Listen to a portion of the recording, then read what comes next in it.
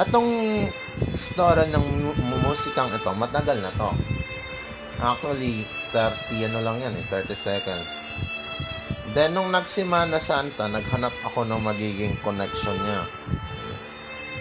So from 30 seconds, dinagdagan ko ng tanananan, tananananan, tananan, taran, tararan. Oh, yan. Kaya tsaka yung emosyon niyan, maano mo mafe-feel mo parang pang Semana Santa.